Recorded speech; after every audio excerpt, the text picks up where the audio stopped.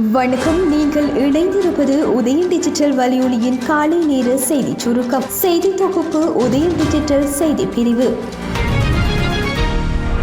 ஜனாதிபதி தேர்தலில் போட்டியிடுவதற்கான கட்டுப்பணம் ஜனாதிபதி ரணில் விக்ரமசிங்கவின் தரப்பிலிருந்து நேற்று செலுத்தப்பட்டுள்ளது. காலையில் இன்று நடைபெறும் தேர்தல் பரப்புரை கூட்டத்தில் வைத்து ஜனாதிபதி தேர்தலில் போட்டியிடும் தனது அறிவிப்பை ஜனாதிபதி ரணில் விக்ரமசிங்க விடுக்கக்கூடும் என்று எதிர்பார்க்கப்படுகின்றது. கிளிநொச்சியில் இருந்து தனது பெண் நண்பியை சந்திப்பதற்காக யாழ்ப்பாணம் உரும்புராய்க்கு வந்த இளைஞரை குழு ஒன்று கடத்தி சென்று தலைமுடியை வெட்டியதுடன் அவரின் உடலில் வாளால் வெட்டியும் கீறியும் சித்திரவதை செய்துள்ளது. சட்ட சிக்கல்கள் காரணமாக போலீஸ் மா அதிபர் விடயத்தில் தான் விலகியிருப்பதாக ஜனாதிபதி ரணில் விக்ரமசிங்க சபாநாயகர் மகிந்த ஜாப்ப அபேவர்த்தனவுக்கு அறிவித்துள்ளார். போலீஸ் மா அதிபர் விவகாரத்தில் ஜனாதிபதி ரணில் தன் பொறுப்பில் இருந்து விலகி ஒளித்தோட முடியாது, அவரால் தேர்வொன்றை தேட முடியாவிடின் பதவி விலக வேண்டும் என்று எதிர்க்கட்சித் தலைவர் சஜித் தெரிவித்துள்ளார். நேற்று நள்ளிரவு முதல் பானின் விலை 10 ரூபாவால் குறைக்கப்பட்டுள்ளதாக இலங்கை வெதுப்பக உரிமையாளர்கள் சங்கத்தின் தலைவர் NK ஜெயவர்தன தெரிவித்துள்ளார். இலங்கையின் மூத்த இடதுசாரி தலைவரும் தமிழர்களின் சுயாட்சியை 50 ஆண்டுகளுக்கும் மேலாக வலியுறுத்தியவருமான விக்ரமபாகு கருணாரட்னவின் இறுதிச் சடங்கு இன்று பொருளையில் இடம்பெறவுள்ளது.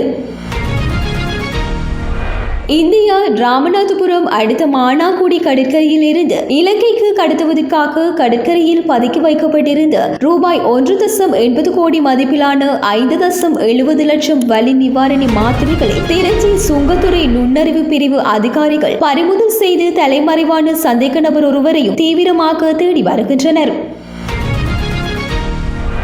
யாழ்ப்பாணம் அனலைதீவில் கனேடிய தமிழ் குடும்பம் மீது வன்முறை கூலிப்படை கும்பலொன்று நடத்திய தாக்குதல் மற்றும் கொள்ளை சம்பவம் தொடர்பில் பிரதான சந்தேக நபரான பரந்தனை சேர்ந்த பெண்ணொருவர் நேற்று கைது செய்யப்பட்டுள்ளார்.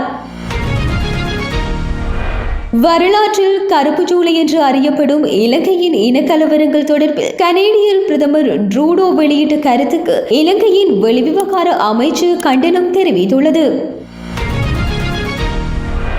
பிரான்சின் தலைநகரான பாரிஸில் ஒலிம்பிக் போட்டிகள் ஆரம்பமான நிலையில் ரயில் பாதை மின்வடங்களை என தெரியாத குழுவினர் தீ வைத்து எரித்ததால் பல ரயில் சேவைகள் நிறுத்தப்பட்டுள்ளதாக தெரிவிக்கப்பட்டுள்ளது.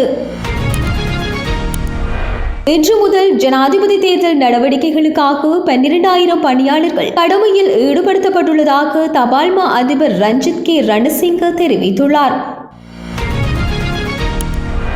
புத்தளம் நகர்ப்புற பாடசாலை ஒன்றில் கணித பாட ஆசிரியரை கத்தியால் குத்தி காயப்படுத்திய மாணவன் கைது செய்யப்பட்டுள்ளார்.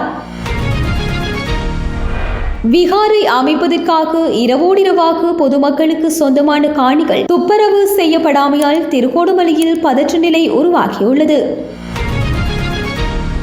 இத்துடன் உதயம் டிஜிட்டல் வலையொலியின் காலை நேர செய்தி சுருக்கம் நிறைவடைகின்றது. தொடர்ந்தும் இரவு நேர பிரதான செய்திகளுடன் இணைந்திருக்கலாம். வணக்கம்.